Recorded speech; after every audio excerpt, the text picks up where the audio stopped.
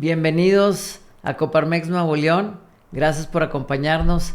Pues el día de hoy estamos en Diálogos por la Democracia y tenemos el gusto de recibir a Irgla Guzmán. Bienvenida, Irgla. Gracias, Gabriel. El gusto es mío. Muy agradecida por este espacio y el tiempo. No, hombre, pues qué padre tenerte por aquí. Pues como ustedes saben, amigos de Coparmex y comunidad en general, pues la intención es que todos lleguemos este 2 de junio mejor informados y que lleguemos conociendo mejor a nuestros candidatos y pues como saben tenemos una jornada histórica, van a ser más de 20,000 cargos de elección popular en todo México, entonces va a ser un día histórico, el 2 de junio, domingo 2 de junio, donde todos debemos de participar. Y bueno, pues entrando en materia, pues la intención de este espacio de Diálogos por la Democracia pues es conocer un poco más a Irgla Guzmán, que ella pues está contendiendo a una diputación federal por la coalición Sigamos Haciendo Historia. Y bueno, pues amigos, queremos preguntarle aquí a Irgla que nos platiques un poquito de quién eres y qué experiencia tienes. Platícanos un poco de ti. Muchas gracias, Gabriel. Muy contenta, te digo, estar aquí y agradecida. Pues nada, yo soy un ser humano, mujer, madre de 2 hijos, licenciada en Ciencias de la Comunicación. Fui becada por la Universidad Autónoma de Nuevo León, la primera, por cierto, de mi facultad, para hacer una maestría de animación sociocultural en la Sorbona. Y actualmente cuento con un doctorado honoris causa por mi trayectoria y participación sociocultural en nuestro estado y en nuestro país. Felicidades. Gracias, Gabriel. Pero bueno, sobre todo me autodefino como una persona humanista, primeramente, y eso da un rango de acción amplio. El humanismo tiene que ver con todo en la vida: humanista, incluyente, pacifista, progresista, y por tanto, pues una mujer de izquierda. Ahora estoy en esta coalición, Sigamos Haciendo Historia, con el propósito de sumar. Muy bien, Irgla, pues muchas gracias. Irgla, platícame qué es lo que te motivó a contender por una diputación a nivel federal representando a Nuevo León. Platícame. Gracias. Mira, nunca he tenido un cargo público que tenga que ver con una votación, es decir, los cargos que yo he tenido en el servicio público tienen que ver con mi profesión. Uno de ellos fue ser quien presentó, junto con otros compañeros ciudadanos, la iniciativa de ley para la promoción de valores y cultura de la legalidad, iniciativa que sí concretaría una ley, la primera en el país, y que luego se replicaría en otros estados. Y bueno, más que nada, la inquietud de servir. Cuando se es becado para tener una maestría y te conviertes de pronto en bicultural, y estoy hablando desde hace muchos, muchos años, que yo llegué a Francia sin hablar el idioma, sin saber exactamente qué iba a hacer, porque en aquel tiempo abríamos camino. Pero crezco primeramente en un valor que es el patriotismo, con la ambivalencia de lo bicultural, de empezar a ver la globalización ya desde aquel entonces. Y crece en mí los valores de agradecimiento, de venir a retribuir a mi país lo que yo estaba recibiendo gracias al país mismo. Entonces, yo soy una persona, además, que crece en un hogar donde los padres, abuelos y bisabuelos, tienen conciencia social. Y esto se dice muy fácil, pero realmente ha sido para mí una gran herencia, porque yo crecí en un hogar donde me educaron pensando que a mí me iba a ir bien si a los demás les iba bien, pensando que había que erradicar las luchas de México y del mundo, que se resume sencillamente en quitar la pobreza. Y bueno, yo fui tomando conciencia de la importancia de esto, y es inevitable en este tiempo actual, además como mujer feminista, porque si soy humanista, soy feminista, pues vamos a decir, tener la oportunidad de acompañar a la primera mujer que tiene posibilidades reales de ser presidenta. Yo estoy hablando de Claudia Sheinbaum. Sin embargo, hoy por hoy, la disputa está entre 2 mujeres. ¡Qué maravilla! Bueno, también hay un hombre, yo no voy a excluir a nadie, pero hago énfasis por género humano, porque el tiempo de mujeres es tiempo de mujeres, porque es tiempo de paz y de equilibrio. Y bueno, pues no me quería perder la oportunidad de estar, y se dieron las condiciones para que yo quedara internamente electa para representar esta responsabilidad que yo le llamo una candidatura del movimiento. Es la primera vez que yo contiendo por Morena en esta unión de 3 partidos, que es Morena, PT y Verde, que es la coalición, siendo yo fundadora de Morena, primera secretaria de la Secretaría de las Mujeres en Morena, Nuevo León. Entonces, bueno, soy, además de lo que me describí, activista, entusiasta y proactiva de nuestra causa, que es la justicia social. Okay. Y eso es lo que me mueve. Bueno, muy bien. Entonces, Irgla, de momento no te ha tocado contender a un puesto de elección popular. Recuérdame en qué forma has interactuado en servir a tu comunidad, en apoyar, pues, en qué has podido contribuir. Sí he aspirado en 2 ocasiones anteriormente, pero no he logrado llegar. Y en que a través de esta ley de valores, yo llegué a ser la secretaria de la Comisión Interinstitucional con ese nombre, Promoción de Valores y Cultura de la Legalidad, y me tocó estar al frente de todo lo que se llamó la campaña de valores por el bienestar de todos, ¿verdad? Muy bien. Era reforcemos los valores para vivir mejor. Pero además he tenido otros cargos, he sido, y siempre que tienen que ver con mi orientación profesional y mi maestría. ¿Qué he hecho? Pues he sido directora de comunicación e imagen en el Museo de Historia Mexicana, que tiene incidencia en la cultura, y esa es una de las áreas que más me mueven en este proyecto o en esta pretensión. Y también he sido directora del Museo del Obispado. Entonces también desde ese instituto, que es el único museo regional que tenemos en realidad, el gran, y que pertenece al INAH, yo también pude tener una incidencia con la comunidad, entre otras cosas que he hecho. Muy bien, y me imagino que estando allá en Francia has de ver, pues te has de haber ilustrado bastante en temas culturales y temas, pues de las libertades, ¿no?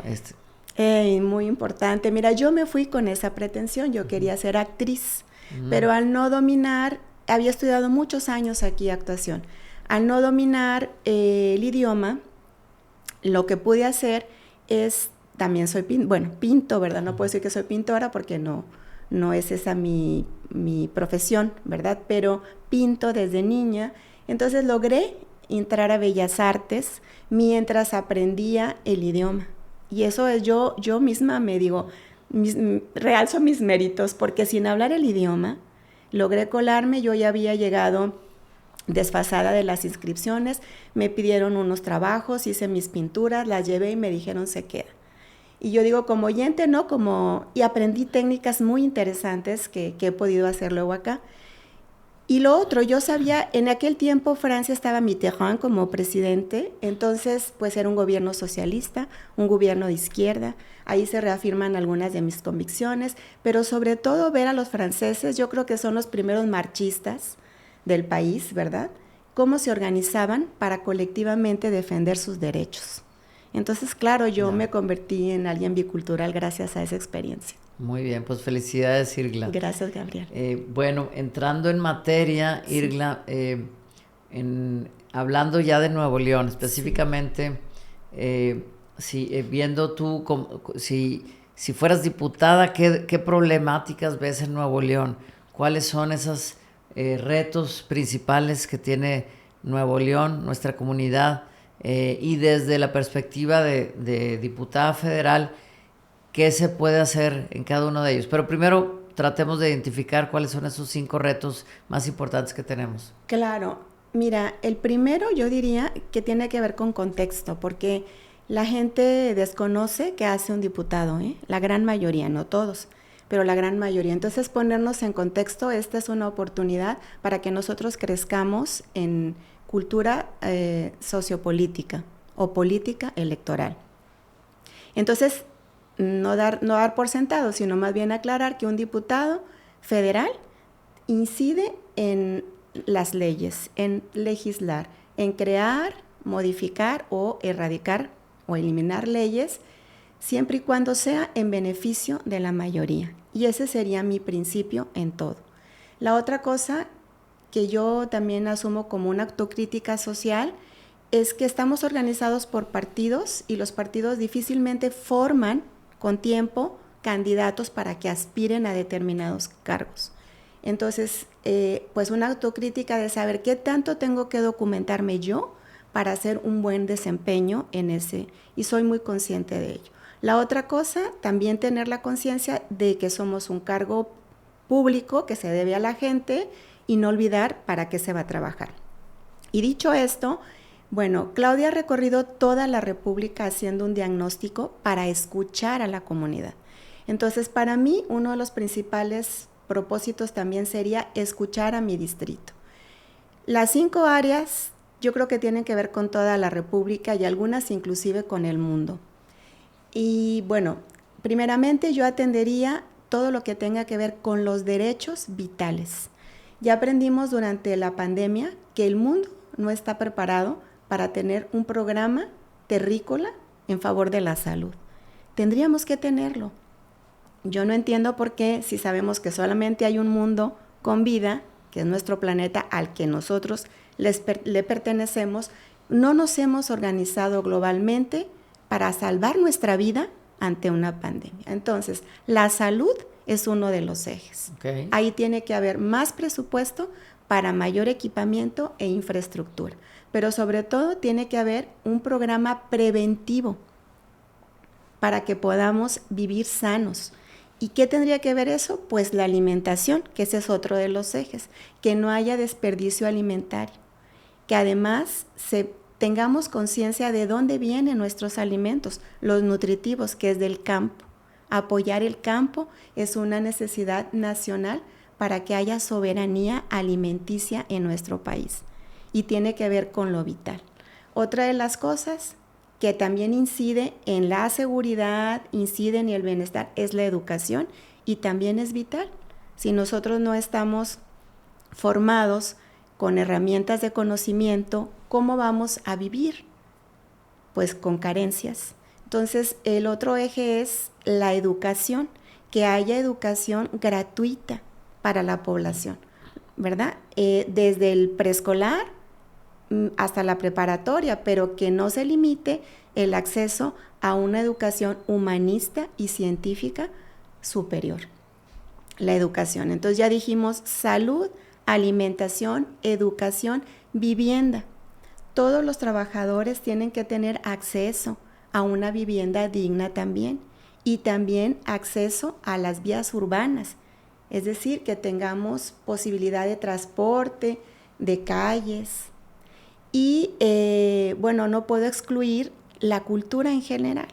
La cultura en general, que por cierto ayer fue el Día Internacional, nosotros somos ricos en nuestro patrimonio y poco hemos hecho al respecto para colocarnos en la potencia pues, de identidad global que pudiéramos tener gracias a nuestra historia, a nuestros artesanos, a nuestra rica cultura. Entonces, bueno, son esos ejes, pero pues hay muchos, Gabriel, claro, ¿verdad? Claro, no, pero esos... Y ahí en la cultura pudiera entrar también el deporte, ¿no? Como es algo preventivo en términos de salud, ¿no? Sin lugar a dudas, antes de ver cómo sanarnos, tendríamos que ver cómo no enfermarnos, ¿verdad? Eso es muy, muy importante. Ya. Algo que nuestra gente nos pregunta, y seguramente pues en la comunidad en general, el tema de la seguridad es un tema que preocupa a la población en general. Uh-huh. ¿Qué crees que podamos hacer desde la Cámara de Diputados uh-huh. en pro de la seguridad para mejorarla aquí en Nuevo León? Claro que sí. Mira, una de las cosas que se están proponiendo es hacer un programa nacional de cooperación entre las diferentes entidades que tienen que ver con la seguridad. Yo creo que ese modelo tiene que ser nacional, pero tenemos que hacer el local. No es posible que no estén comunicadas las autoridades estatalmente en el tema de seguridad, al margen de que creo, por supuesto, hablando de la educación, en la formación continua. Nosotros tenemos que tener suficiente personal de seguridad, pero sensible y capacitado en la gran responsabilidad que esto implica. Quitar ya esa idea de que los policías son enemigos en lugar de amigos. La gente le teme a que alguien le revise el carro en lugar de sentirse seguro. Ahí hay un tema que tenemos que reivindicar. Y la otra es aludir a la colectividad. ¿Qué depende de nosotros para la seguridad? Y volvemos a recaer en la educación. Yo creo que algo que va a servir mucho para hacer un parteaguas en la inseguridad es que todos los jóvenes tengan acceso a la educación. Hoy por hoy hay más secundarias que preparatorias. No hay universidades suficientes, ni siquiera aquí. La nuestra, la alma mater, está en San Nicolás, por cierto, que es el Distrito 4, pero no es suficiente, al margen de que vienen muchos alumnos de la región por la misma razón, porque no hay educación superior, ni siquiera media, en sus estados.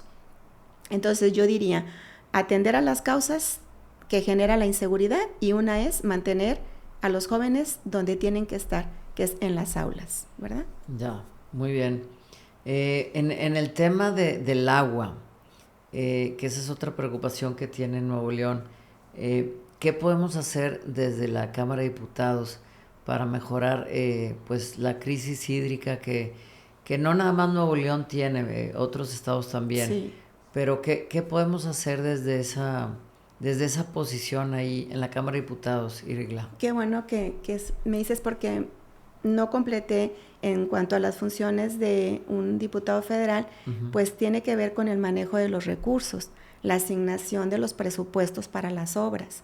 Okay. Yo creo que tenemos que seguir apoyando en crear infraestructura. Sabemos que en esta crisis que vivió Nuevo León vino una partida presupuestal muy importante por parte del gobierno federal, del presidente, para hacer el acueducto del Cuchillo 2. Pero también sabemos que las condiciones de vida de la población por localización son de cuidado. Vamos a decir que estamos en un lugar donde el 80% de la población requiere agua, pero vivimos con el 20%. Donde hay 80% de sequía, estamos viviendo, ¿verdad? O sea, y por otro lado, la forma de transportar el agua es muy costosa. Entonces tendríamos que reubicar espacios de trabajo, polos de desarrollo en las zonas donde hay agua. Por ejemplo, Campeche es una de ellas. Que haya polos de desarrollo y que se relocalice ahí el desarrollo social, no nada más laboral, para ahorrarnos ese traslado del agua. Pero aquí propiamente yo diría que, bueno, que trabajemos para que haya la infraestructura suficiente, y también aludir a los cuidados que nosotros mismos como individuos tenemos como mala cultura del cuidado del agua, porque no es posible que en tiempo de sequía sigan llenándose las albercas, no es posible que carezcamos agua y tengamos refresco, no es posible que no haya agua en el grifo, pero sí hay agua embotellada que nos vendan, o bebidas alcohólicas, que todas no solamente contienen agua, sino que para elaborarse requieren del agua. Por tanto, ser más observantes de nuevo de lo que es vital.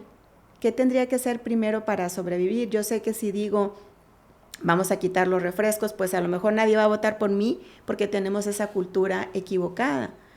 Bueno, yo invitaría a la reflexión, ¿qué es lo que nos mantiene vivos? Y por supuesto, desde nuestro eje, de lo que sí está en nuestras manos, pues no desperdiciar el agua. Claro. Dejamos mangueras abiertas, tenemos goteando día a día un baño que no reparamos, usamos el agua para bañarnos abriendo la llave de más, no ponemos el boiler regulado y entonces mediamos el agua y tiramos agua, etcétera, etcétera. Todas las medidas que están en nuestras manos que parece que no suman, sí suman porque es un microimpacto que en conjunto hace un macro que va a aportar. Y mayor infraestructura, ¿verdad? Claro. Dar prioridad pues al consumo de agua antes que otra cosa para la población. Ya.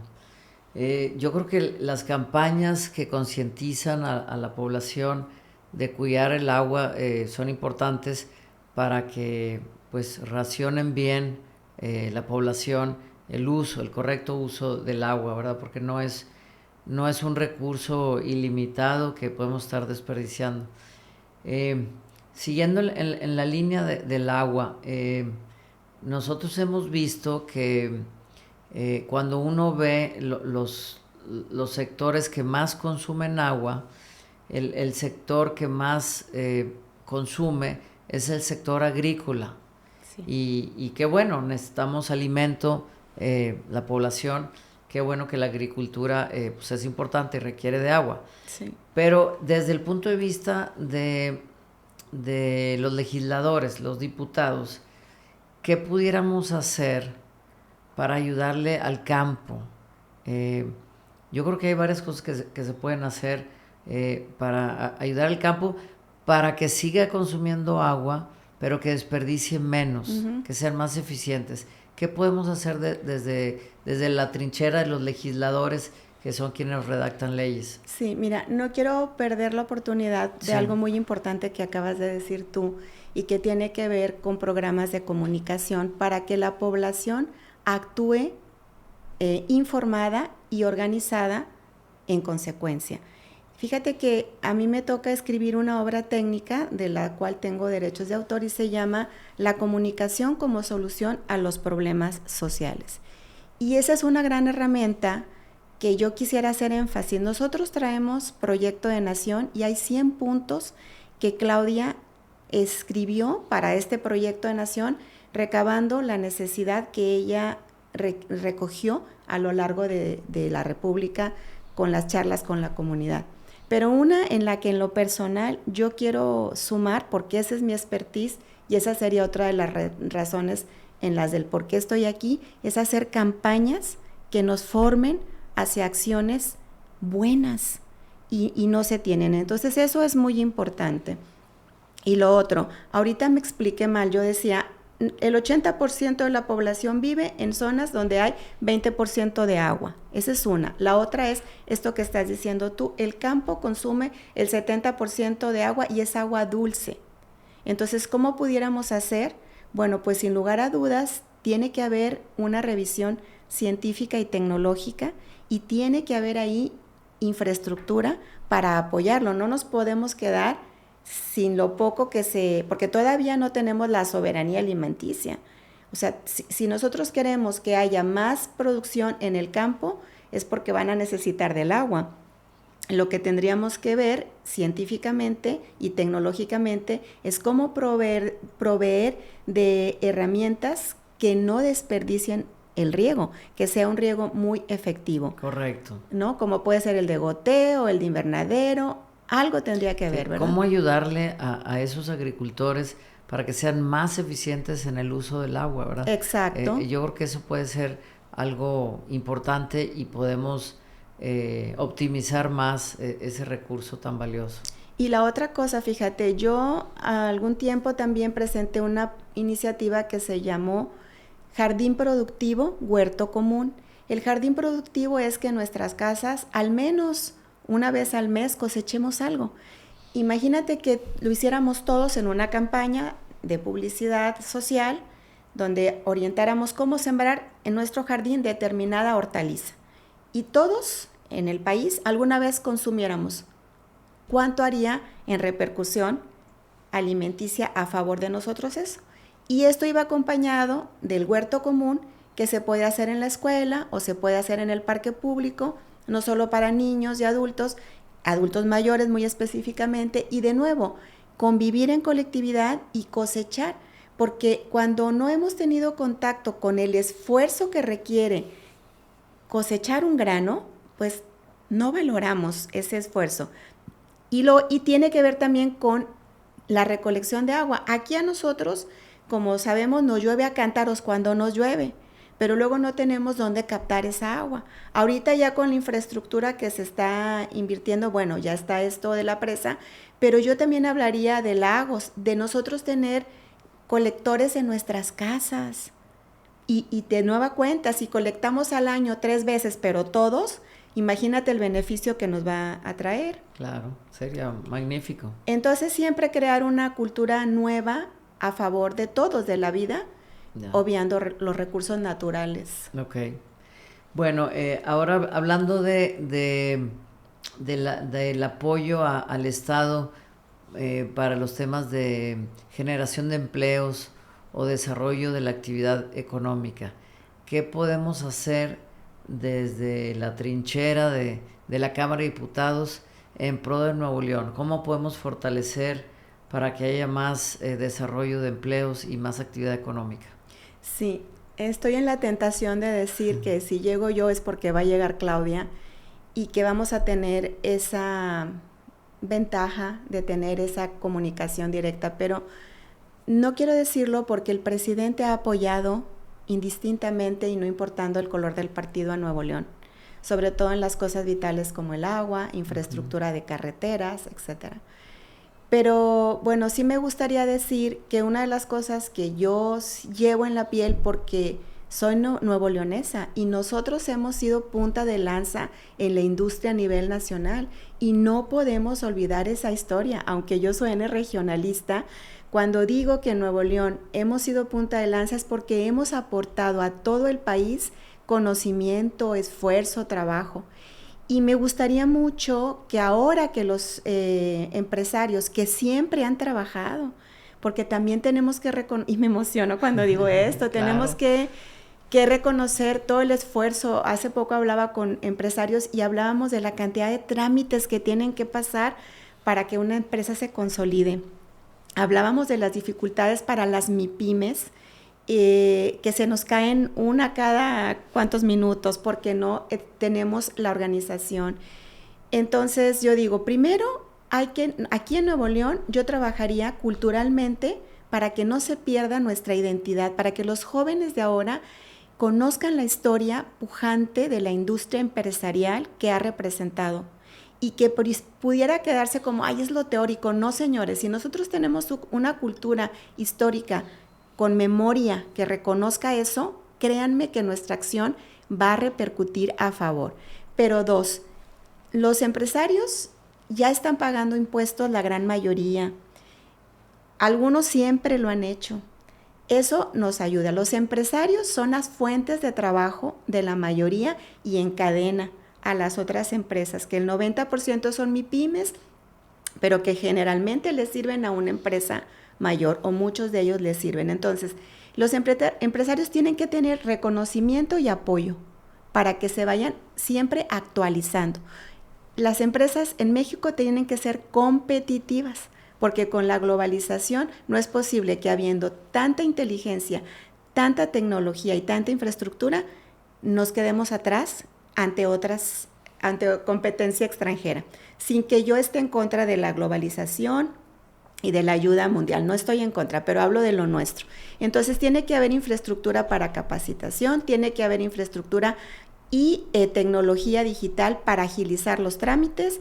Y otra de las cosas que es también otra necesidad común, tiene que haber más técnicos que apoyen a las empresas. Y esto repercute de nuevo en la educación. Las preparatorias, a mí idealmente me gustaría que todas indistintamente llevaran una formación técnica. ¿Por qué? Porque eso ayudaría a la industria y a las empresas. Más aporte. Y todo esto que estoy diciendo indirectamente es trabajo.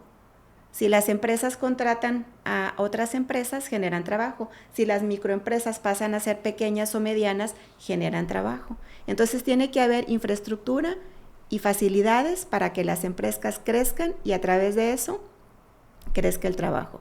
Yo apoyaría para que haya presupuesto y reconocimiento y agradecimiento, porque también luego nos quejamos de las que no pagan y a veces se nos olvida agradecerles de todo nuestro corazón a los que sí.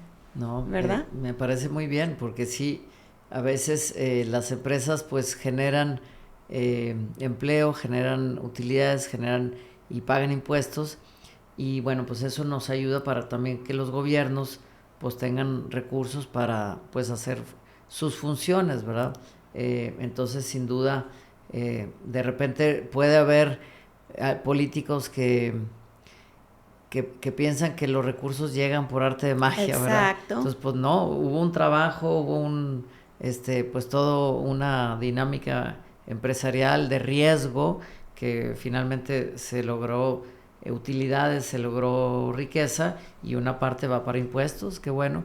Pero bueno, a veces se olvida, entonces bueno, qué bueno que lo mencionas, ¿no? O se da así como, ay, bueno, como ya normalidad. por algo sentado, oye, pues eso, los impuestos se pagan, oye, pues hay todo un trabajo detrás, ¿verdad? No llegan en automático. No llegan en automático, y si bien, bueno, en la Constitución tenemos derechos y tenemos obligaciones, y esa sería una, que hay que crecer en la cultura, pero luego reconocer. Claro. Y la otra cosa que a mí también como ciudadana, porque al fin de cuentas eso es lo que soy, yo ahorita soy simple candidata aspirando a, pero a veces me siento todavía más de este lado y no sé si logro verme del otro que quisiera, porque sé que voy a servir con honestidad, pero todavía hablando acá, yo digo, hacemos mucho esfuerzo por pagar impuestos para que las cosas sucedan, y pues me gustaría que haya también como ese reconocimiento, y a lo mejor también un programa de incentivo para los empresarios, todos, ¿verdad?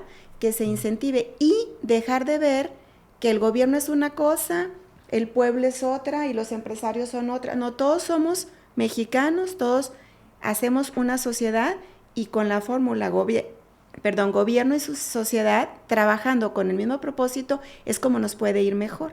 Entonces, bueno, siendo yo de cuna de empresarios, pues yo enaltezco a mi estado y a mi gremio.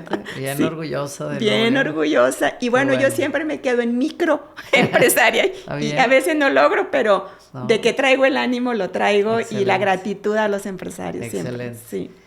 Irla, cuando estas empresas pues pagan impuestos, los impuestos llegan a las arcas del gobierno. Y bueno, los gobiernos pues gastan el dinero o lo invierten.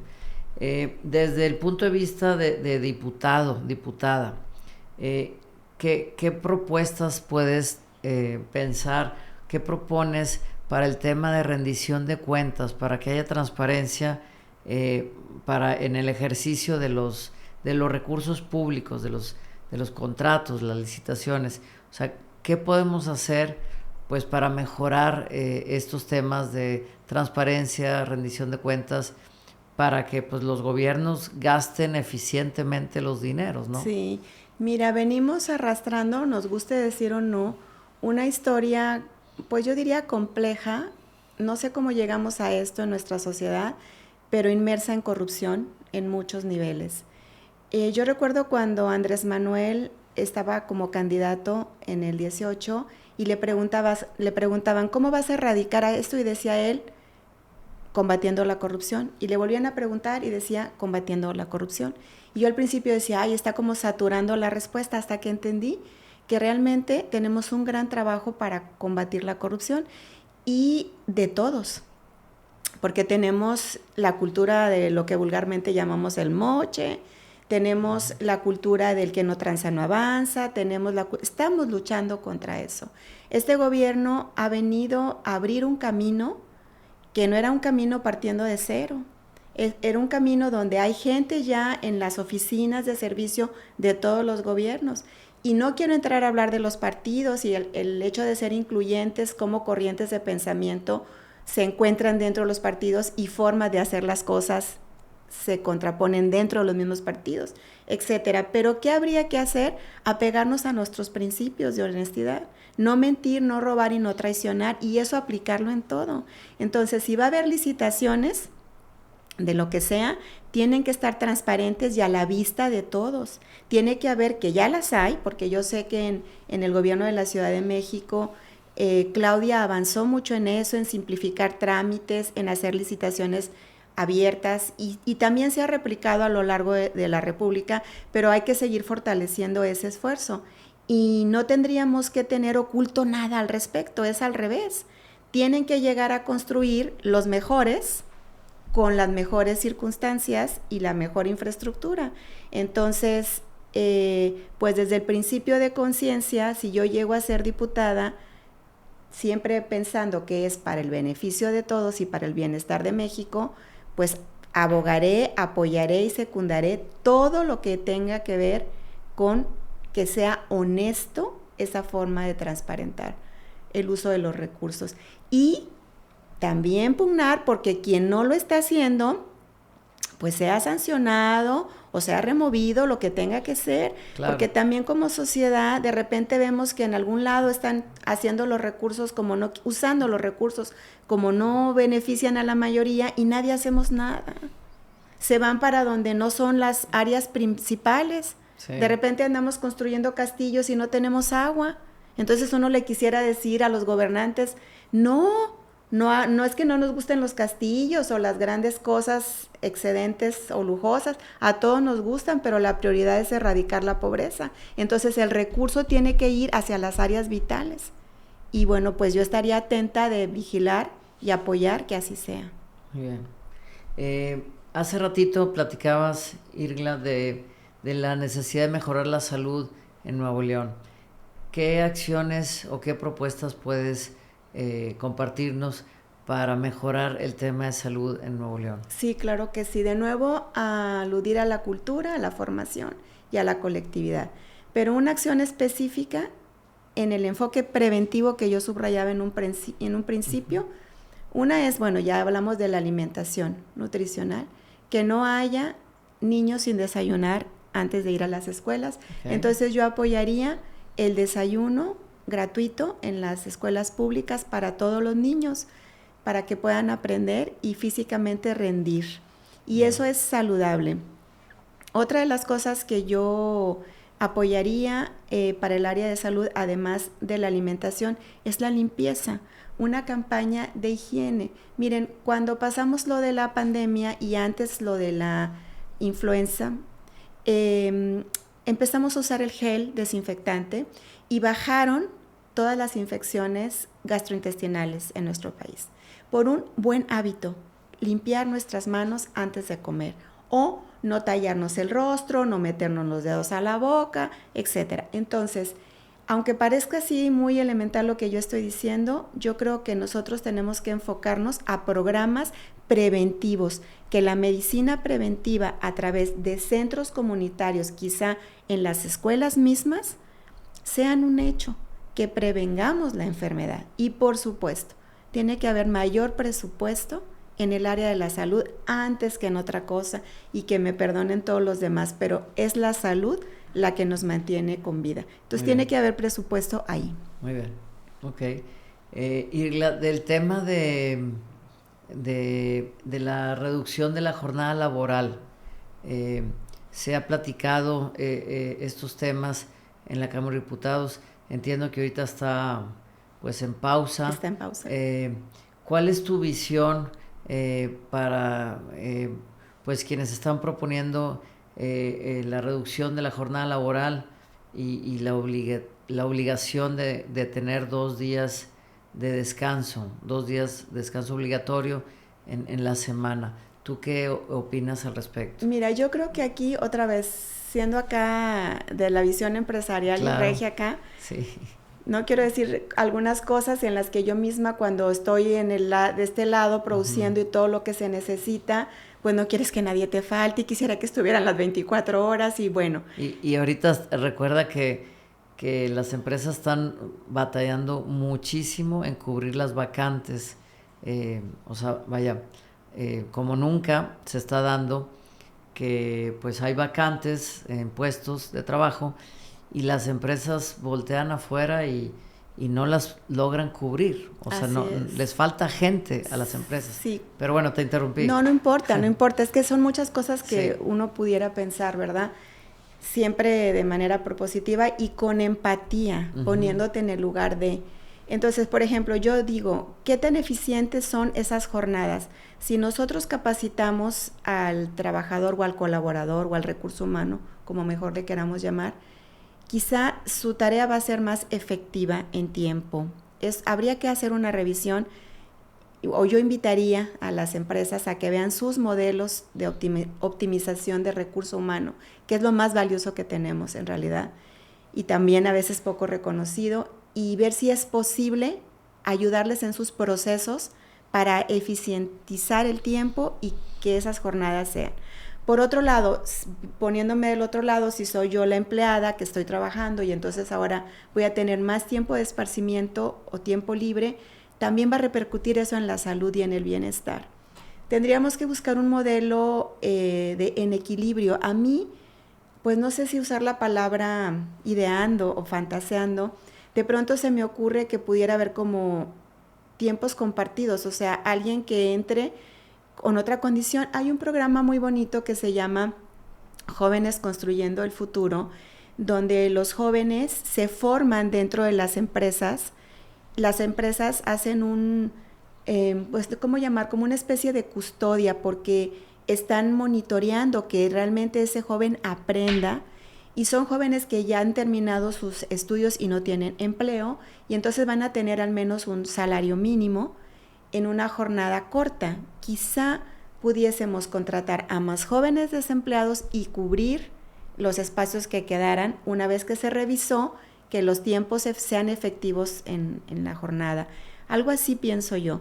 Pero bueno, yo abogaría porque haya más jóvenes construyendo el futuro, que es jóvenes que se están formando, por tanto que no tienen un salario tan grande, pero esa es una ayuda muy buena, que reactiva la economía y que pudiese ayudar a los empresarios, ¿verdad? Ya. Eso pensaría. Ok, gracias, Irgla. Gracias a ti, Gabriel. Del tema hay un tema que pues está muy reciente, las pensiones.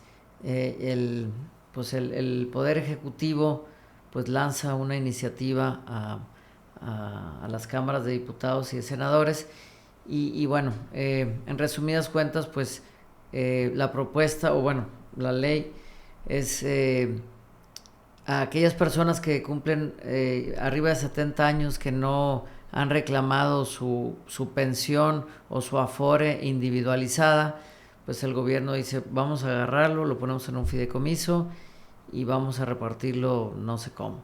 Entonces, ¿qué opinas tú como, vamos a pensar que ya eres diputada? Sí, ¿Qué opinas tú de este tipo de situación? Mira, me tendría que documentar muy bien cómo es este proceso, porque yo entiendo que las cosas que se quieren hacer realmente son para el bien de todos, y tendría que revisar que así fuesen.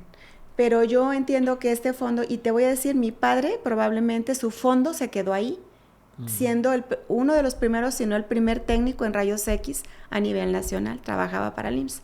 Pues nuestra pensión de mi padre, porque ahora digo nuestra, de mi madre, porque vivimos juntas, es nada.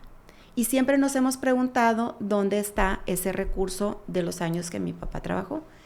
Y bueno, perdón que personalice, pero pues es el tema, y creo que en mí se van a ver reflejados mucho. Mi mamá es pensionada de la universidad, viuda, mi padre pues trabajó toda la vida, le deja una pensión que dura solo 10 años, y a los 10 años se le reduce a la tercera parte. Entonces la angustia con la que el anciano está viviendo de que ya, mi mamá decía, ay, ojalá y me muera antes, porque así ya ¿sabes? Y yo quiero pensar que muchos están así, pensando, pues ojalá y me muera pronto, en lugar de saber, ojalá y viva mucho y disfrute serenamente de una pensión digna. Esa parte humanista yo la llevo conmigo, porque no podemos permitir tanta injusticia con ese sector de la población que además ya trabajó. Escuchaba también, porque fui precisamente a escuchar ese tema a una reunión con economistas, y había alguien que decía, quien no haya ahorrado para su pensión, no tendría que tenerla porque no es justo. Y también se quejaban de eso. Pero yo decía, ¿y cómo le vamos a hacer con todas las mujeres que no han podido trabajar todos estos años por la inequidad que ha habido laboral y salarial para con las mujeres? Claro. ¿De dónde habrían ahorrado ellas? Entonces, todas las mujeres no tendrían pensión. Aquí lo que hay que entender también, y así es como lo he entendido yo, es que este fondo, si alguien viene y lo reclama, es posible hacerlo en el momento que venga y lo reclame. Pero yo también me pregunto, si ese fondo no está a disposición de la colectividad, ¿dónde está? ¿Y quién se queda con los intereses de ese fondo? ¿Verdad? Entonces yo me tendría que documentar más, entender, pero bueno, abogaría porque no se hagan cosas injustas. Claro. Ni para un lado ni para el otro. Pero soy muy sensible a los ancianos porque pues estoy con una que es mi madre, Claro. que se le redujo su pensión y que su pensión del IMSS es nada. Ya. Y hay que vivir con eso. Entonces, bueno. Ya. Gracias, Irila. Gracias, Gabriel. Bueno, a veces tenemos en comentarios del público, de ciudadanos, que dicen, oye, pues a veces tenemos un diputado, un senador, y nos representa, pero pues nos enteramos que pues de repente les habla alguien por teléfono, oye, esta iniciativa de ley la tienes que votar así y asá, no le cambies ni la coma ni el punto. Entonces el ciudadano dice, oye, híjole, pues ¿a quién está representando ese diputado que yo voté por él hace X años? Como que recibe llamadas de un jefe de partido, o el de la bancada, o el presidente, o alguien, ¿no? Entonces, ¿qué le puedes decir tú a esa gente que pues piensa que el ciudadano quedó en último lugar? Sí. Sus intereses quedaron ahí aplastados y está una rebatinga de partidos y cosas. ¿Tú qué nos puedes decir, tú que estás aspirando a pues este cargo de elección popular como diputada federal, qué le podemos decir a ese ciudadano? Sí, mira, muy importante. Ojalá y todos los ciudadanos estuvieran al pendiente de sus diputados.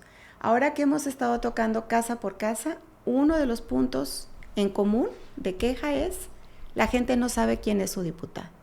No sabe la gente en qué distrito vive, ni local ni federal, o en qué está su domicilio, en qué distrito está su domicilio situado. No sabe qué hace el diputado, pero saben que el diputado se acerca en la campaña, en la época electoral, gana y nunca más vuelve. Y otra vez yo desde este lado, porque todavía estoy de este lado, soy una simple aspirante, una simple candidata aspirando a llegar, que espero llegar, por el bien de todos, pero ahorita yo estoy acá, ¿verdad? Haciendo una transición acá, y yo soy de esas quejosas. Y también me he quejado de que siempre tengo que votar, o casi siempre, por el menos peor. Por esto que te decía, los partidos no capacitan, no forman con anterioridad a los aspirantes para que luego nosotros digamos, oye, no hallo a cuál de la trayectoria que traen todos los candidatos de todos los partidos, cuál será, ¿verdad? Porque ya no hallo a cuál de lo bueno que sean, siempre es al revés. Pero volviendo al punto, en el distrito la gente, yo les pregunto, ¿quién es su diputado? No saben. ¿Qué ha hecho su diputado? No. ¿Sabe si votó su diputado por las políticas del bienestar? Que todos están muy agradecidos con estas políticas del bienestar. No saben que en San Nicolás el diputado actual votó en contra, por ejemplo. Entonces no están al pendientes. Pero entonces yo digo, a ver, ¿qué podemos hacer? Desde hace mucho tiempo, te dije, yo estaba aspirando y no llego, estoy proponiendo que se cree un sistema de comunicación ciudadana distrital. Este sistema es con representantes de manzana, 4 y 1, que van a consensar, vamos a suponer si esta es la manzana, en esta cuadra hay un enlace de esa acera y un representante de esa manzana y una red de conectividad virtual, no tendríamos ni que andar yendo. Y yo no digo que el diputado tenga que estar consultando cada paso que dé a su distrito, pero en las cosas esenciales y medulares sí.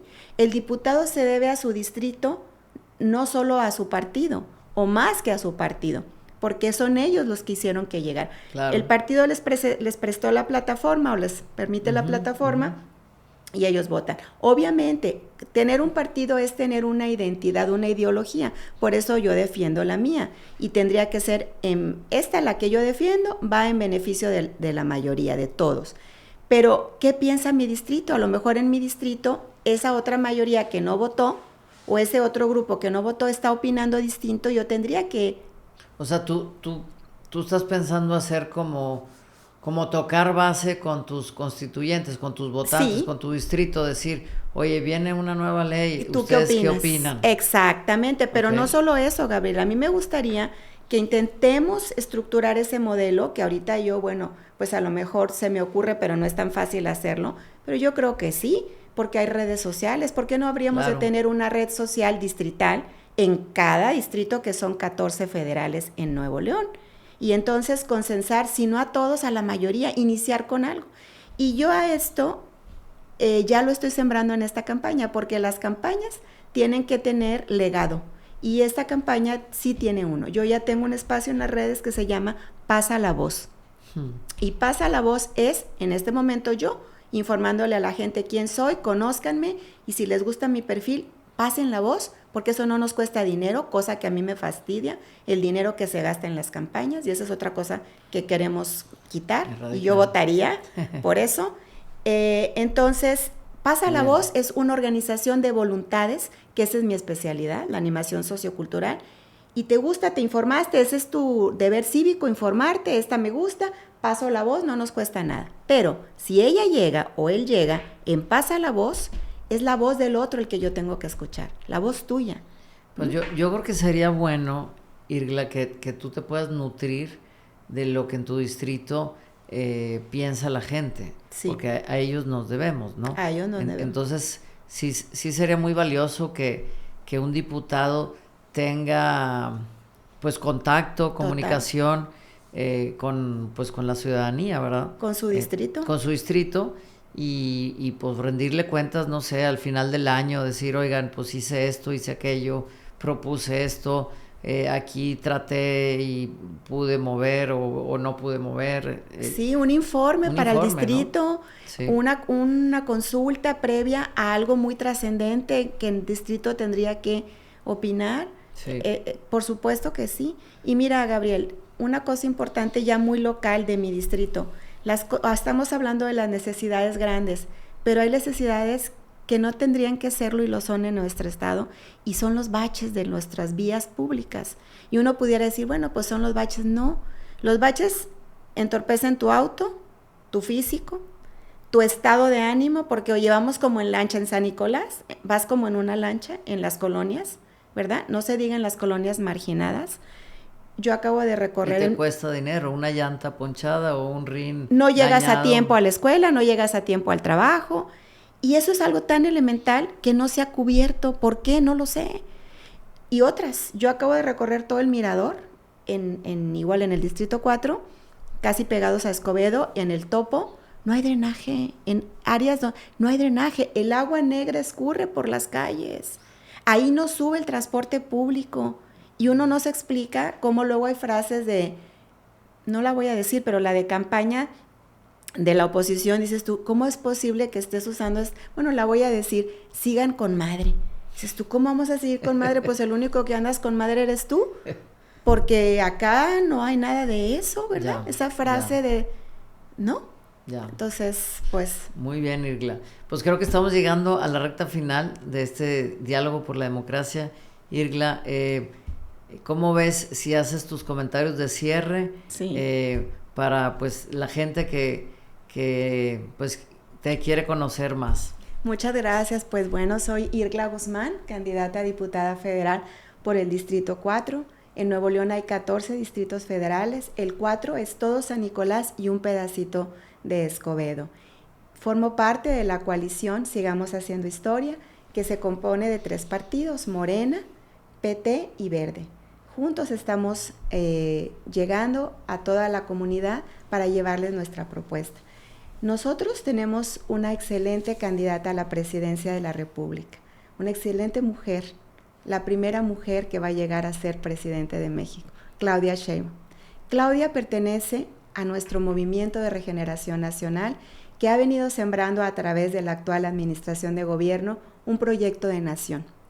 Y este proyecto de nación se ha enriquecido porque ella en la precampaña y durante esta campaña ha escuchado a los ciudadanos y ha hecho una propuesta de 100 puntos que yo les invito a que los consulten y los conozcan. Entre otros, el de que las mujeres de 60 a 64 años tengan una pensión también. que se nos reconozca a nosotras las mujeres en ese deuda histórica que tenemos, no nada más en México, sino en el mundo, desfasadas en relación a los hombres. Somos el género humano y estamos luchando por el bienestar de todos. Yo estoy segura de que si tú conoces nuestro perfil y nuestro proyecto, vas a estar del lado del voto correcto. Vota por nosotros este 2 de junio para que continúe la cuarta transformación. En el 4, vamos por la 4. Irgla Guzmán, pues muchas gracias por venir aquí a estar con nosotros. Pues ahí tienen, amigos de Coparmex, estamos aquí terminando nuestro espacio de diálogos por la democracia y pues les agradecemos que nos hayan sintonizado. Dentro de Coparmex, pues en época de elecciones siempre participamos con nuestra iniciativa Participo, Voto y Exijo, y estos diálogos por la democracia pues son para conocer a nuestros candidatos.